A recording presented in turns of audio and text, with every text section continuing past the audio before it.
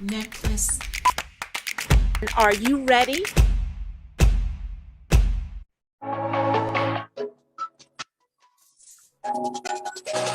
Welcome to Living Strong, the flip side of adversity, with your host, Dr. Veirdre Jackson.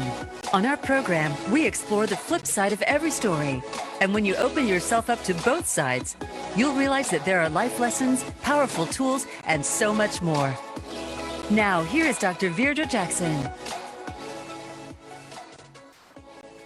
Hello and welcome to Living Strong, the flip side of adversity. I am Dr. Veirdre Jackson, the CEO and creative behind Living Strong Consulting. And this evening, I have been waiting for this conversation for weeks. When I get a chance to talk with our guest that we have on this episode, it is always one of the most enriching and insightful and supportive conversations every single time. He's one of my favorite people. And when I started the journey of beginning to train in trauma-informed approaches, he actually was one of the very first trainers that I worked with as a seasoned veteran. He gave me the space to learn, to explore, to be vulnerable, and to find my place in sharing my heart as well as sharing quality science-based approaches. And so he has mentored me into this space. And so I am excited to be able to share a conversation on the flip side of adversity with Marty Wolner. He is a trauma educator and stress coach with 17 years of experience. He has helped hundreds of people understand and change their stress for healthier outcomes. He focuses on mind-body strategies to change how stress is perceived, interpreted, and processed. And I know that if you have not gotten a piece of paper and a pen, grab one right now because a wealth of information is getting ready to come your way. And so I'd like to just welcome to the show, Marty. Wow, what an introduction. Thank you so very much. I'm just so grateful to be here with you in such an important conversation. I also have been excited about this because my own stress journey has had me experience physical impacts of stress on my body, as well as most recently have been having challenges with my digestive system and my gut. And so, in both areas of talking about change your stress, change your life, I know that you're not only going to help me, but several other listeners at the same time. So thank you for being willing to come on and share your story as well as the science. Again, I'm grateful, and stress certainly impacts a lot of people, all of us in one way or another. And I appreciate you sharing about your personal connection with that. And we can certainly talk more about different ways of looking at that, because it's really how we perceive our stress and how we're actually dealing with and interpreting things that are happening to us during the day. So, with that being said, what is your history with stress and anxiety? So I have been dealing and actually struggling with stress issues since I was a child. And so growing up, I was a very active child and I had a lot of energy and moving around. So there was a lot of physical stress that was going on in terms of my growth and development, but also mentally, my thoughts. Now, in terms of how I was perceiving what was happening to me as a child, certainly as all of us grow and develop, we can certainly be really locked into certain things. We get into some magical thinking and maybe get off course on certain things. And unfortunately for me as a young person, with some of the emotional challenges that I faced just in growing up, some of the simple things that kids just go through, I just did not know how to deal with in terms of my thought process. And so that culminated when I was a teenager, 17 years old, in terms of a stomach ulcer. And so actually as a young person, and not being able to deal with a lot of the stress and just again my perception of what was happening to me, there certainly was some different things, challenging things individually, but a lot of what was going on were maybe some typical growth and development things for children.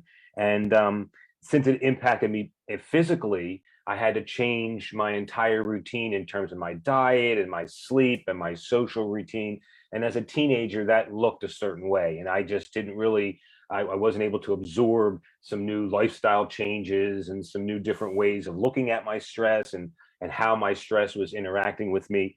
And in the meantime, quite frankly, most of the people around me were trying to encourage me to strengthen up, to kind of soldier through the stress. Mm. And there wasn't a lot of acknowledgement or attunement to what I was going through at that time, mind and body.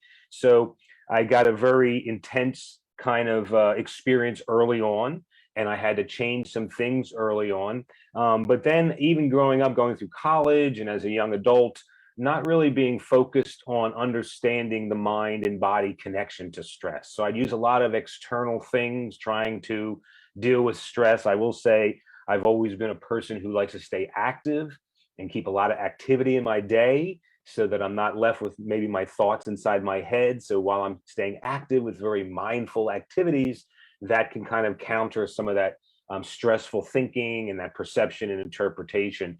And so the early part of my journey as a young adult, really, and even as a child, really was one of not really understanding how to perceive, interpret, and process what was happening to me, and having not a lot of tools to deal with it, and not a lot of support at the time as well.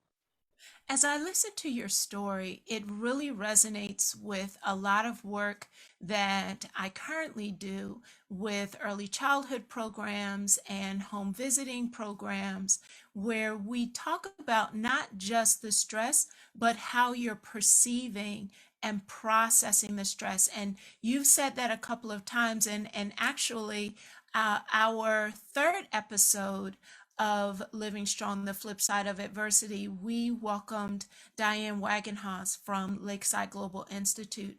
And her episode really focused on navigating or your processing the narratives that you tell yourself. And so it sounds like not only do we need to possibly change external situations, but also recognizing internally, mentally, how are we managing our thought life as well as the story we're telling ourselves about our experiences or what we're even thinking. Would you And agree? that voice, yes, and that voice inside of our head, as you're describing that story that we're telling ourselves, can actually exacerbate the stress. We can actually bring our stress up, escalate our emotions just by those thoughts and that, again, that story that we're telling ourselves. So, yes, that is really where it begins, to really empower ourselves, each individual, to change that story. What ways can we change that story and really understand and perceive what's happening to us, all of our experiences, but especially specifically the stressful ones, in a whole different way? So tell me, how did you actually begin to understand stress differently? Well, I actually had a conversation with a nutritionist, and I started with understanding that we all have, we can stand in our power to impact our brains and bodies and the mind body. And the more I got into the mind body connection and realizing that we can actually do some things to change our thoughts, we can certainly do lots of things to impact how our body responds in terms of nutrition and sleep and exercise. And so just my first switch and my first flip was just understanding that I could be in control, that I could actually do some things and be intentional and purposeful with my daily routine, some of the small things I was doing, some of the more simple, fundamental things, and it all could impact me in a healthy way. And so the more intentional, more focused, and I would start out with little ways of changing my diet or doing more exercise or even just looking at a situation differently, reframing and using some other tools, and started to see some results and really started to see some of the impact of just staying in control of thinking patterns and emotional response and also behavioral patterns. You used a phrase just now, reframing. Can you unpack that a little bit more for those who may not know what reframing is or how it works? Well, a lot of times when an individual looks at a situation, a lot of thoughts and beliefs come right into play, and we tend to fit situations, people, relationships, certainly any type of experience into structures that our brains are already comfortable with. And so we have thinking patterns, and we have certainly the wiring. If we actually went into the human brain, we would see neural pathways and wiring that actually projects some of our thoughts and values and maybe even memories onto certain situations. And so we may get into a typical situation that we may have already have some level of a belief system that should be a stressful situation. And if we can just slow that down a bit and really question what's going on and try to change some of those thinking patterns, maybe in a situation, find something positive about it and focus on the positive regard, or maybe there are ways of just re-looking at the situation. And so in referring to reframe, almost like a physical frame on a picture, if we can change the way we are interpreting it and our belief system, our value system around a situation, and make some changes, just simple changes, we can actually look at that situation, perceive that situation different. And then if we think about the situation differently, amazingly enough, our bodies will respond differently. So once we start to think differently about a situation, a circumstance, or any experience, our bodies then respond after our mind changes the way that we perceive that. You know, that is so powerful, and it actually resonates with me because most recently, and I know we're going to jump into talking about the gut and all of that a little bit later on in the show. But as you were just talking about reframing, I've had to actually do that for myself most recently and had to begin to really think about why I was craving a particular thing. So I'm trying to pay more attention to my gut. And I have celiac disease, and as well as I've been struggling with different things that I've been eating. And so I've been trying to work on resetting. And so that's really reducing sugar and sugary substances so that I can just have more energy as well as watching my body change. And I recently, over the past 2 weeks, had to identify that when I'm stressed out, I have been equating being stressed out to having sugary hot drinks. And as I began to think about when I'm stressed out, the first thing I tend to go to is some type of coffee that has a lots of latte and sugar and flavoring. And in my mind, I was calling that self-care. And when I began to commit to reducing my sugar intake, I began to think about why am I calling that self-care when it actually isn't. It actually is adding to my sluggish response, it's adding to the pains in my body. And I literally this week, because every time my schedule is crazy, I revert back to what I used to think, well, you deserve that hot latte or that mocha, blah, blah, blah. You deserve that. And that was the story I was operating from. And earlier this week, I literally sat in my car as I was stressed out saying, you know what, you go get it. And I paused and I said to myself, you are no longer bound to that drink, that you have the ability to use something else to help you feel grounded, that you don't actually need that drink. It's not self care. And I had to pause and really actually say that out loud and release myself from that drink. And I literally have begun to see how my body is changing and how I am showing up in healthier ways. But I had to reframe what I was even calling self care.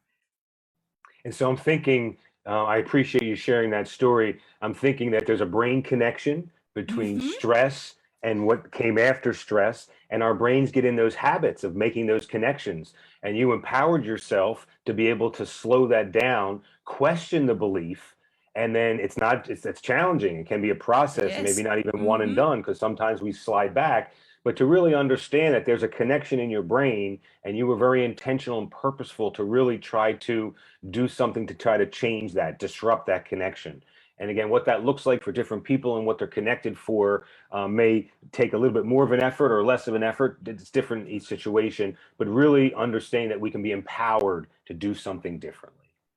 I appreciate that word of empowered and feeling and standing in your power and recognizing that we don't have to sit and allow our emotions to get into the driver's seat and kind of take us all over town. And so when we get ready to come back from this next break, we will continue to unpack, and I want to be able to hear kind of how your understanding of perception of stress has impacted and affecting your health, as well as giving advice to others so that they begin to understand how that our stress and how our perception of that stress is actually creating a narrative that we don't have to live under. So, when we come back from our break, we are going to continue to explore this conversation with Marty Wolner, a seasoned veteran in not only trauma informed approaches, but also a stress coach. But what I'd love for you to be able to do is to continue to stay connected to Living Strong Consulting and the work that we do. We pride ourselves in being able to provide relational coaching and support in the work with all of our clients. So if you haven't checked out our website yet, do that. We are at www.livingstrongllc.com. And we have a wealth of resources and supports, one of which is our monthly growth webinars. They are free and they come to you. And so they are intentional. We have been unpacking for the entire 2021 year the ability to look at and create a growth plan. I hope that you will log in and join our growth crew. Check out our website as well as this commercial. We'll be right back.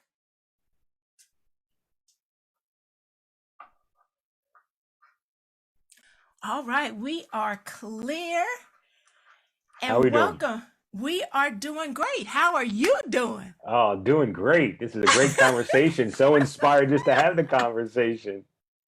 I appreciate your wealth of wisdom, and I'm going to encourage our Facebook community. Hello, Ashley and Peggy. Wow, Dr. V, and she says, wow, Dr. V and Marty. Peggy has gone through several of Lakeside Global Institute's trainings. Evelyn, welcome to the conversation. So, our Facebook community, if you have a question, oh, yes, and Bertina Pelzer, you know, as soon as I start calling out names, she has jumped into the community as well. Um, Facebook community, now is the time to ask questions. Put them into the comments so that you can pick the brain of one of the veterans in this work.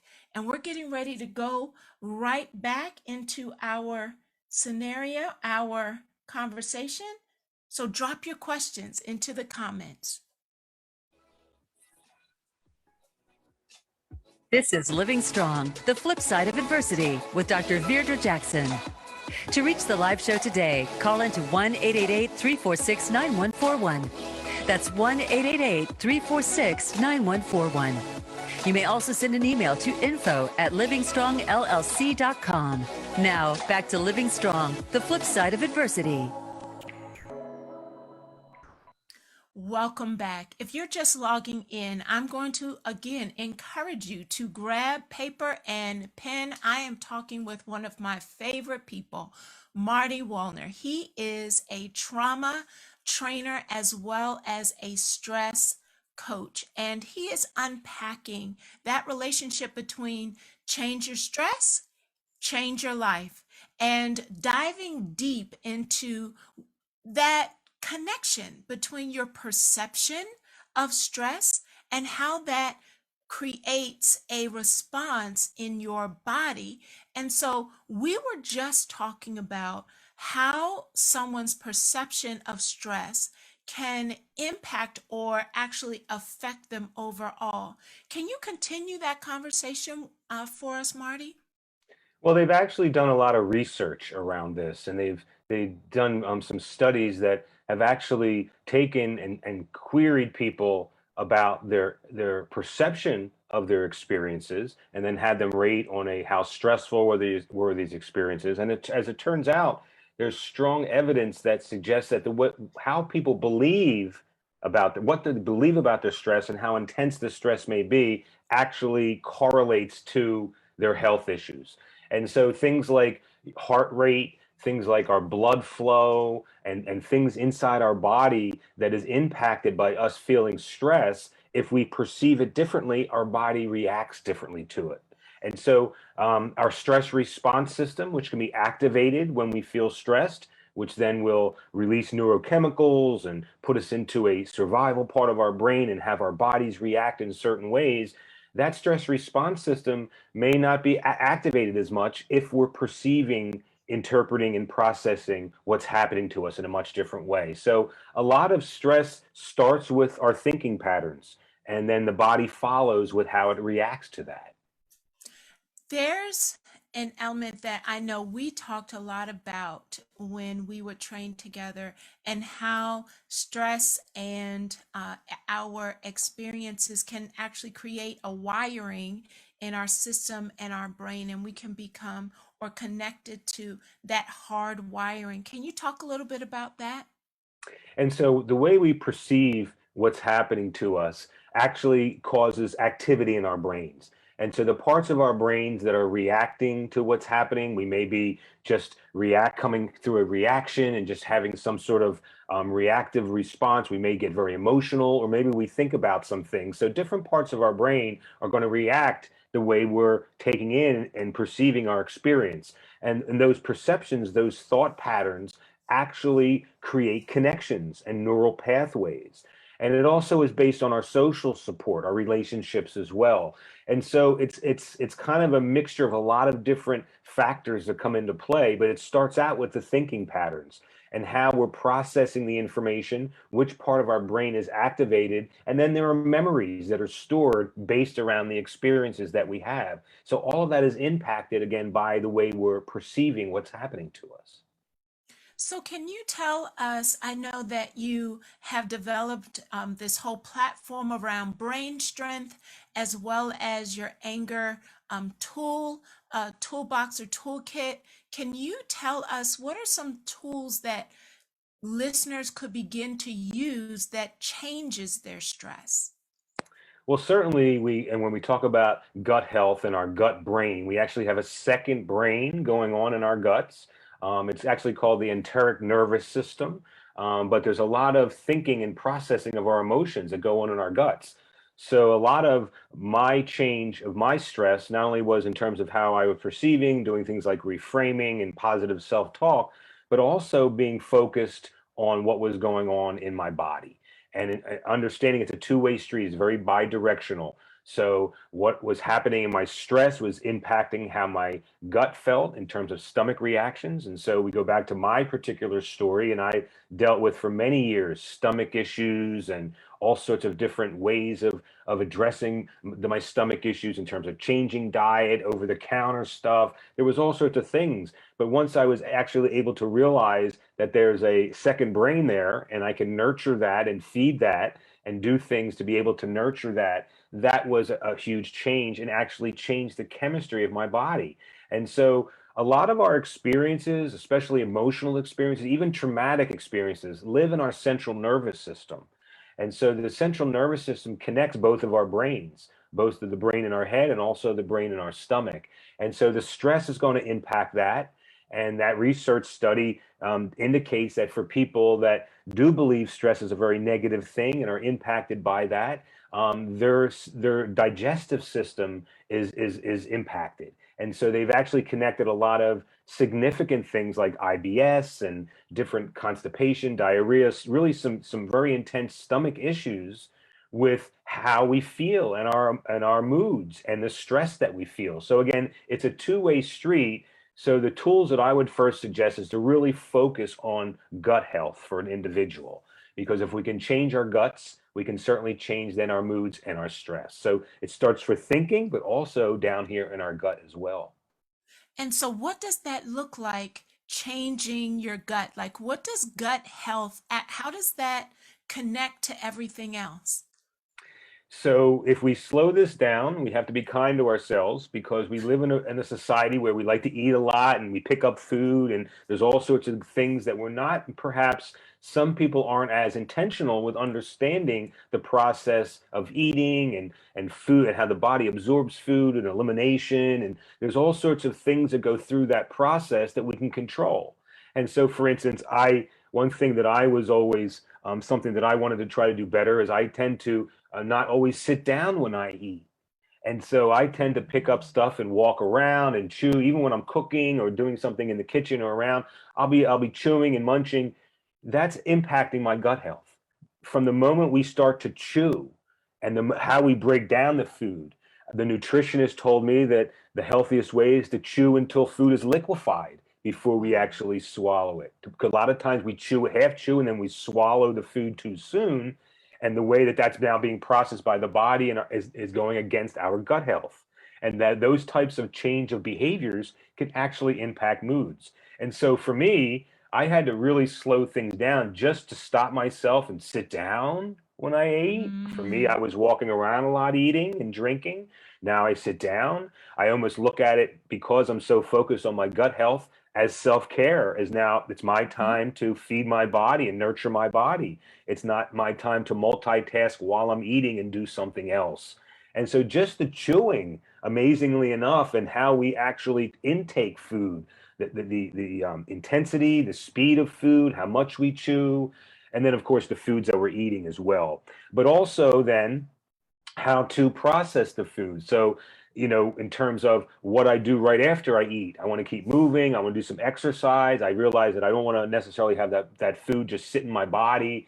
And so there's ways I can help my body process and pull out the nutrients.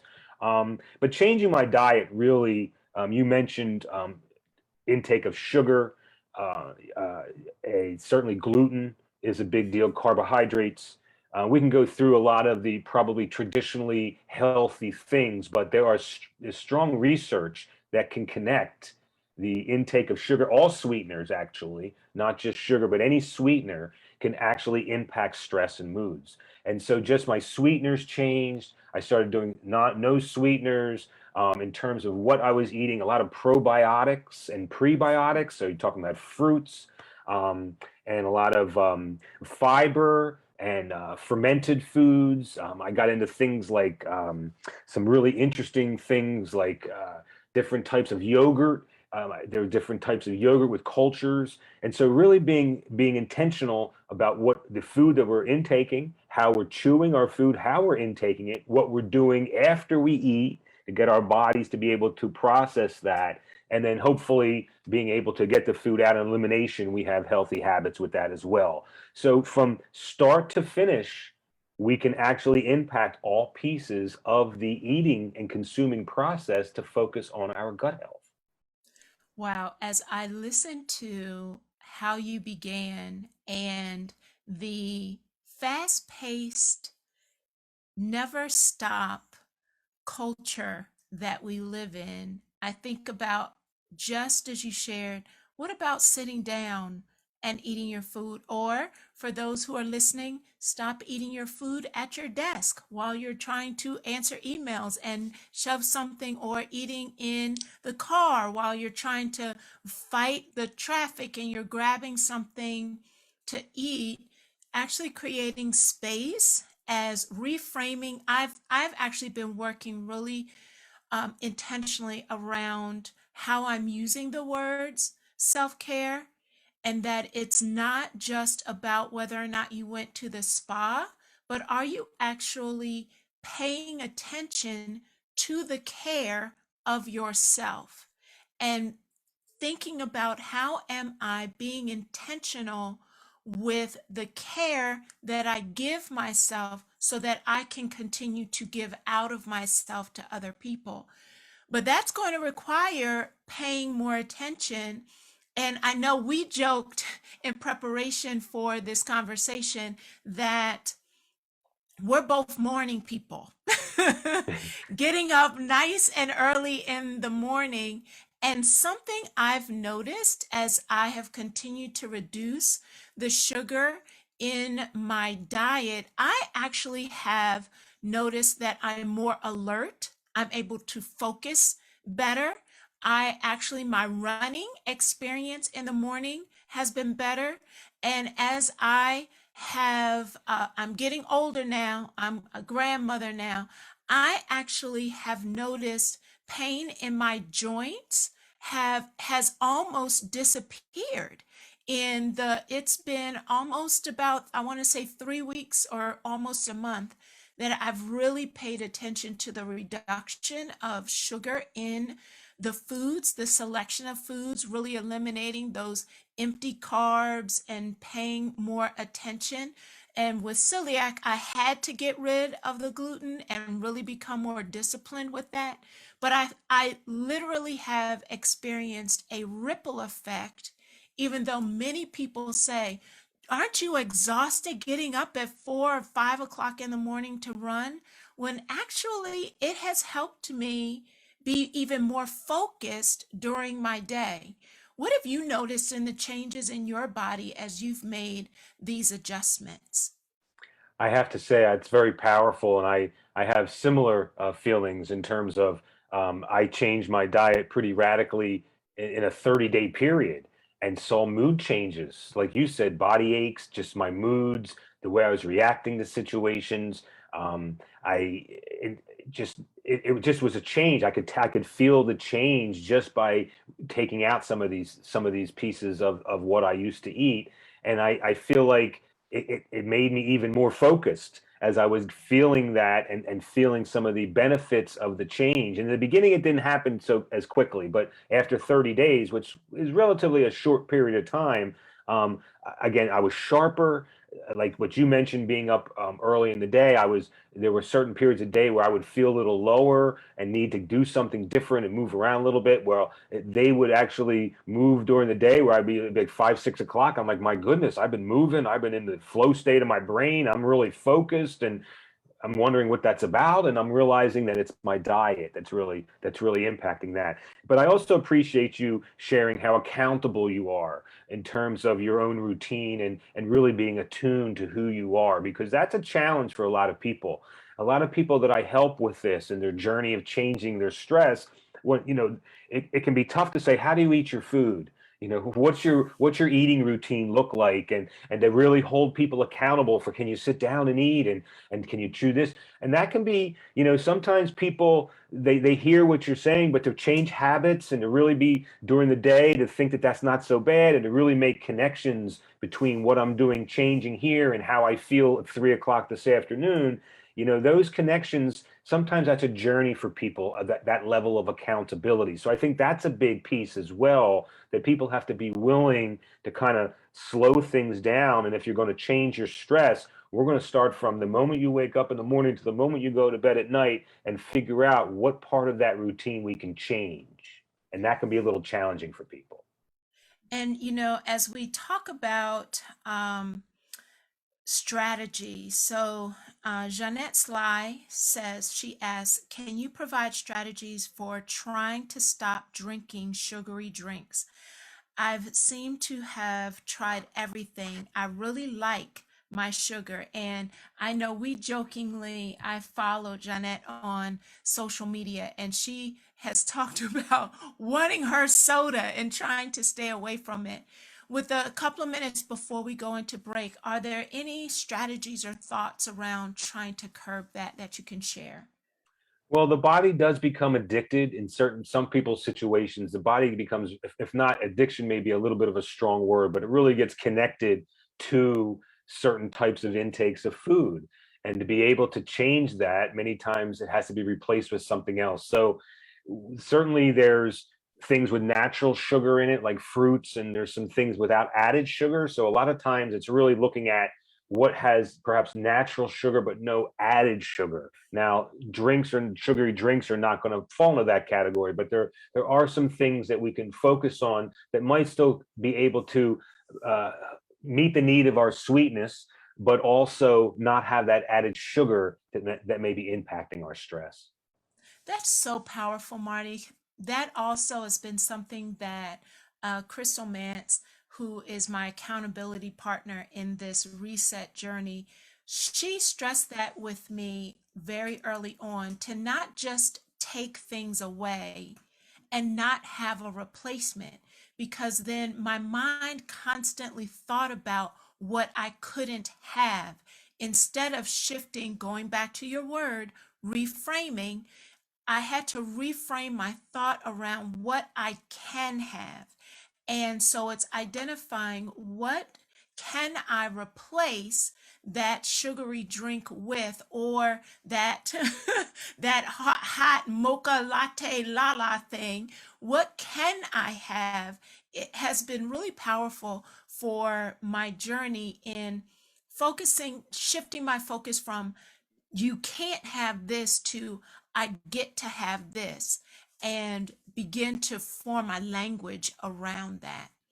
So we're getting ready to take another break, and I'd love for you, as we get ready to go into this break, tell people how they can find you as well as follow you. You can find me at the healthyangertoolbox.com. We offer a lot of tools in terms of understanding emotional regulation and really changing the story you're telling yourself, and really empowering to change thought processes, and understanding how the mind and body impacts how we feel in our moods. That is, I want us, when we come back from our break, I want us to dive a little bit more into the gut health conversation and strategies and different diet, more information about that. But I also want to go back to what you just shared. What is healthy anger? So if you want to understand what that is, stay tuned, stay connected to the conversation, and we will be right back.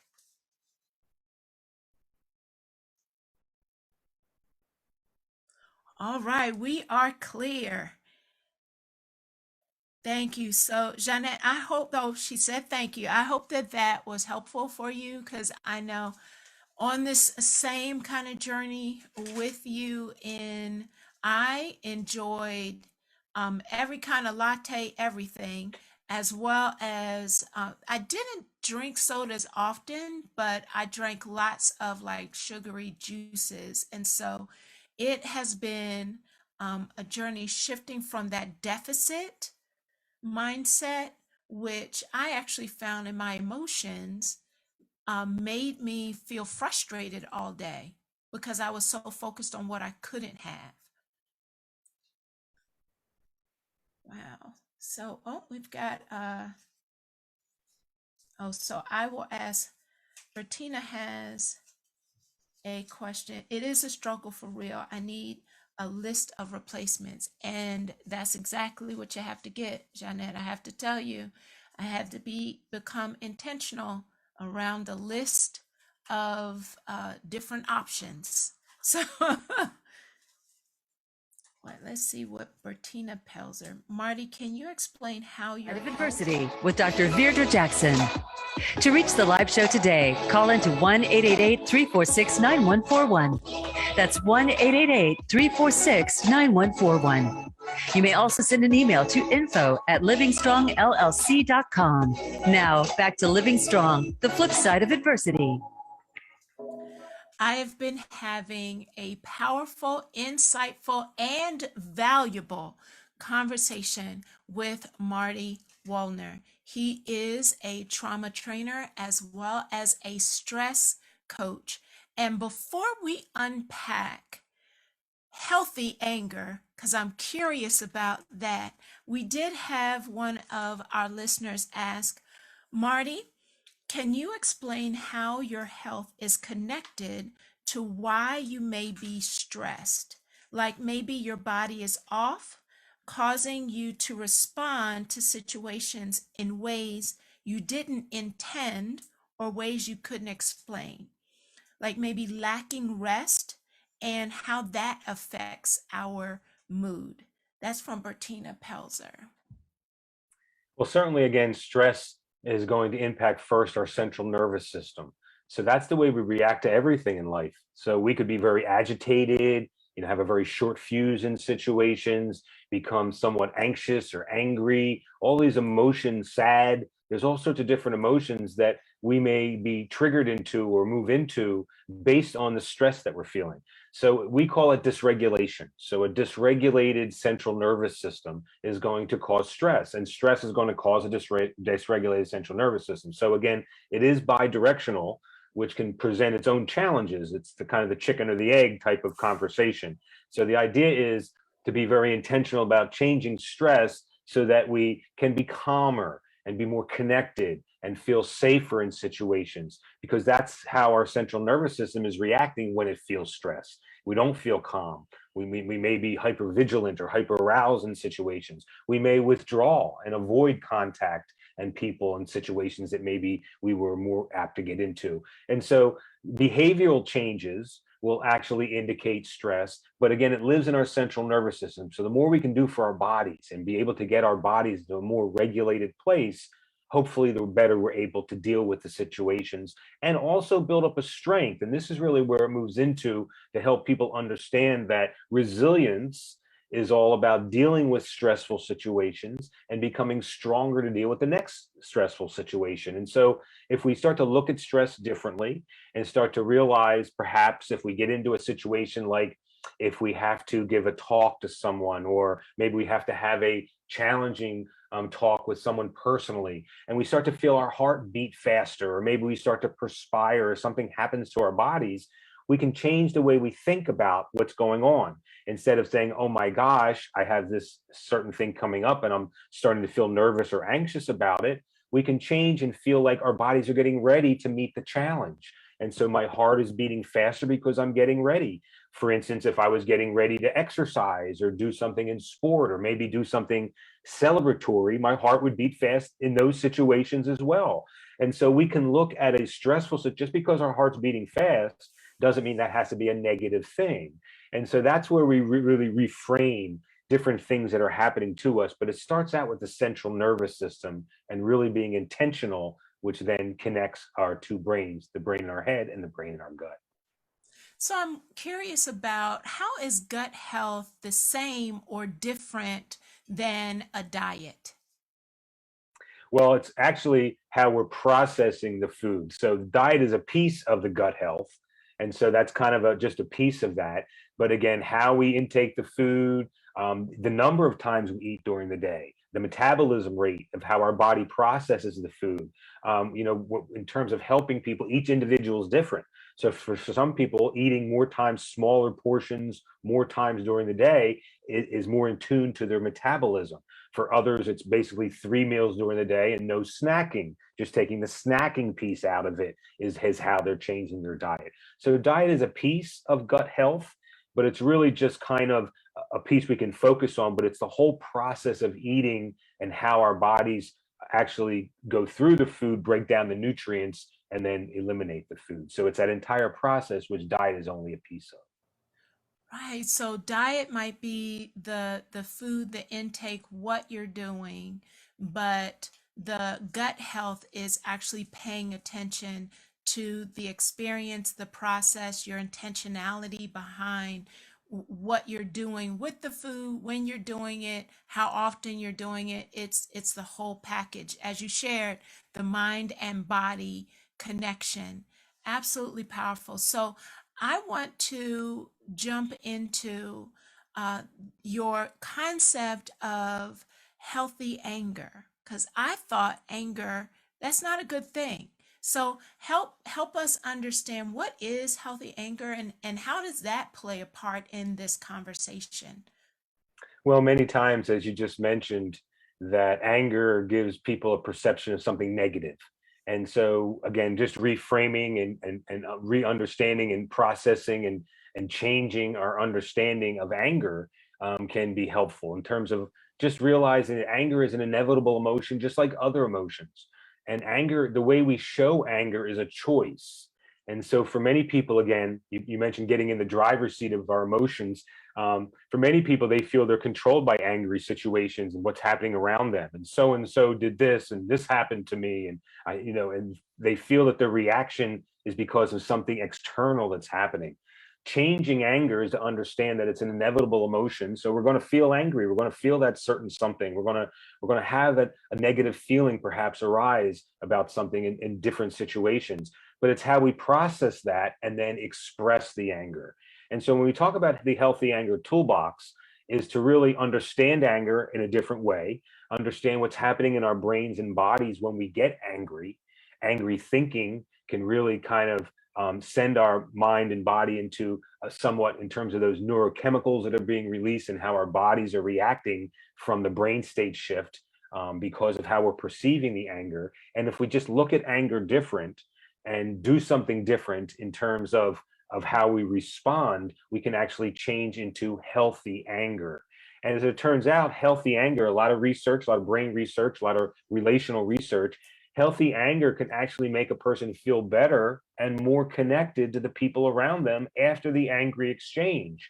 And that can be a big That can be, Mm-hmm. when we think about angry situations that we may have been in recently, a lot of times we feel a little confused or maybe even guilty or regretful if we got angry with a child or we got angry with someone personally, somebody close to us, and we might feel we said something or did something while we were angry that make us confused or regretful or feel some sort of emotion. We have the choice of expressing our anger in a different way so that we can feel connected and rewarded, and we can feel like we accomplished perhaps a deepening of the relationship or even reached a healthier outcome. And so, if anger is an individual's choice as how to express the anger, then we just have to empower them with tools to be able to do that.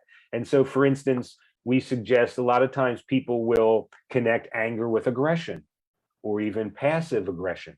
And so, different ways in our experiences of how people express anger can really, that belief system of being negative. The tools that I help people with are to be more assertive with anger, to be able to state feelings in a more neutral way, a more positive way, a more connecting way, rather than a more perhaps shameful or fearful way.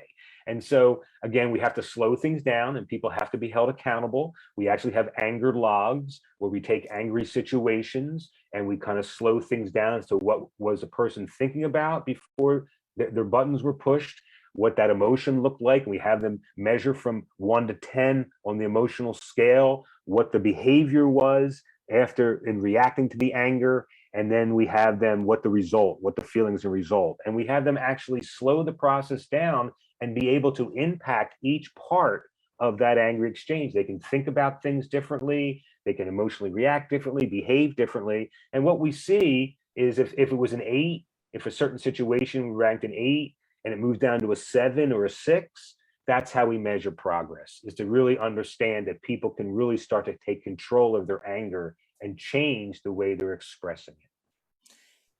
This is an opportunity for individuals who have even possibly been shaming themselves for being angry, recognizing that as I listen to you, anger is an emotion, but we have the choice, going back to your earlier statement, of standing in our power.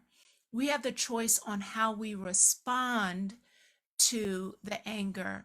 But it sounds like, based on what we've been talking about, we have to be willing to slow down and look at the anger as opposed to shun it or say, I just don't want to be angry, which is actually impossible. As human beings, it's an emotion, something that we say when we're working with classroom teachers is that all emotions are okay, but all behaviors are not. And so recognizing it's an emotion, but how do you slow the process down to look at it more closely as opposed to just saying, I don't want to feel that way? And really, again, it's an accountability because people handle and perceive anger differently. So someone has to be willing to go there to really slow things down. Because, like I mentioned earlier, a lot of belief systems around anger are that people aren't in control of what's happening. A lot of it's the external things that are happening that's causing them to feel a certain something. And the other thing that we share is that anger is a secondary emotion. It's usually on top of another emotion, and really when someone's becoming angry and we're seeing that outward expression of anger, to really try to figure out what's going on underneath and what else are they feeling. Are they feeling frustrated, disappointed, shame? There's all sorts of underlying emotions that then move into anger. And so it's rather complex. And again, like you mentioned, some people don't even want to really unpack that. Anger is this big thing that kind of just like a cloud over their head type of a thing. But to realize that we all face angry situations, and we can stand in our power and handle those differently. So, can you explain to us what is a stress coach? We've heard life coach before. We've heard, what is a stress coach? Well, stress, unfortunately, for many people, prevents them from really living their best life. And really, it prevents joy and happiness. And for me, when I was able to change my stress, I was able to actually break out with amazing moments, and actually longer periods of time than I ever expected, of experiencing joy and happiness. Because of the thoughts that used to ruminate in my head, I could be at what would seem like a very happy, celebratory occasion and still not be able to get there because of my thoughts and the story that I was telling myself. And so just being able to change that stress for myself put me in a position to understand about joy and happiness. And so a lot of times when I get together with someone and realize that, and stress is kind of a big word. It can be specifically anger. It can specifically be self-care, someone who works a lot during the day and may be a giver, and maybe a parent, and they're a community member, and there's a lot of people taking their time and them focused on things, and a lot of times that's an anti-stress strategy of being so busy and so involved. And Hmm. so to help people realize that they can live a better life or their best life, and to really talk about hopes and dreams and really focus in on their why of life, their purpose, and what they really want to see for themselves.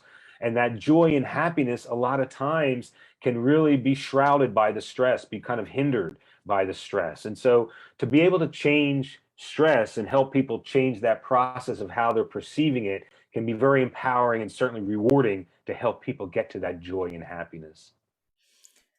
A stress coach allowing you to tap into the joy and happiness you should have access to, but stress is blocking you from. Wow.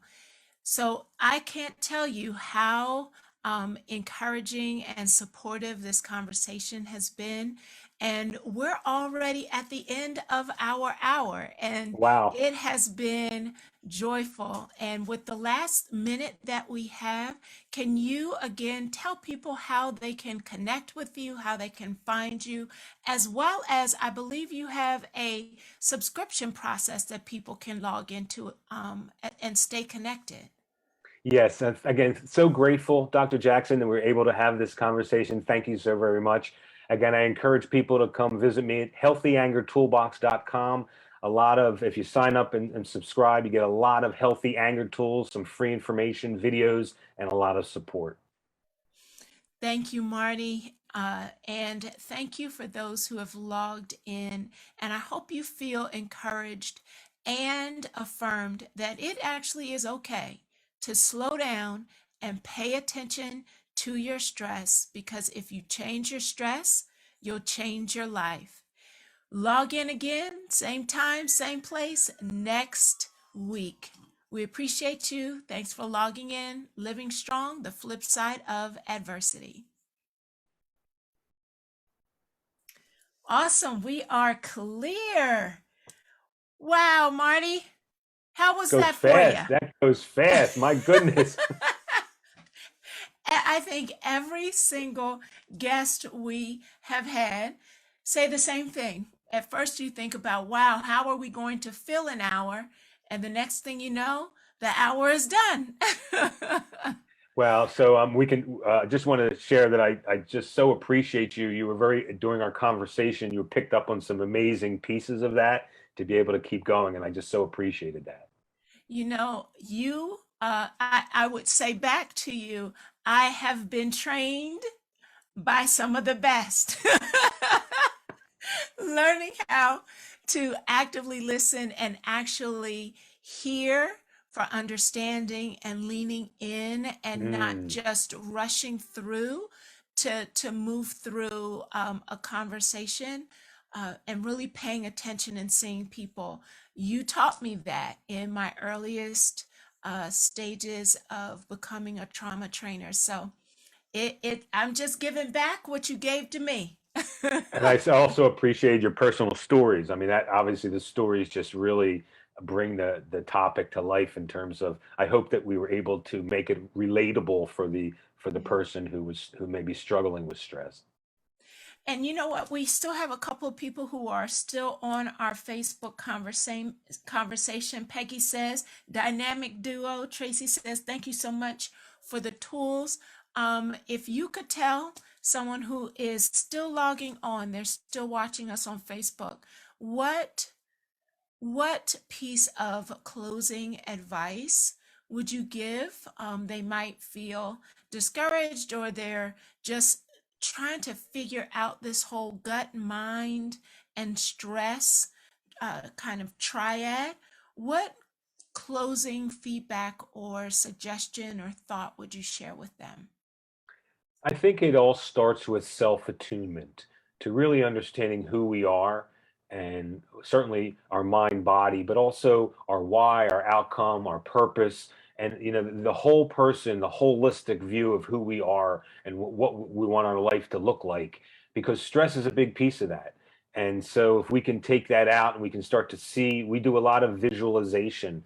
What would life look like if we pick the biggest stressor, whether it's a work stress, a family stress, community, whatever the stress may be, and we talk about, if that stress, if we waved a magic wand and that stress wasn't there, what would life look like? And that visualization can actually help the mind and body stay focused in that direction as well. But realizing we can all stand in our power, and that we can all really assess who we are, and have that self-attunement, and then be able to have tools to meet those needs. A lot of times people get to part of that journey to start to understand who they are, but then they start to use less than healthy tools to try to meet those needs, and not necessarily stay focused on the healthy. So really slowing down the process, having self-love, self-compassion, and self-care, and just understanding self-attunement means being able to focus on what we need. Wow, slow things down and make the investment in you. I love that. Thank you, Marty. Again, as always, it's an amazing conversation to be in space with you. Thank you for answering my call, for being willing to be on the show. I was so grateful. Great to see you. Take care.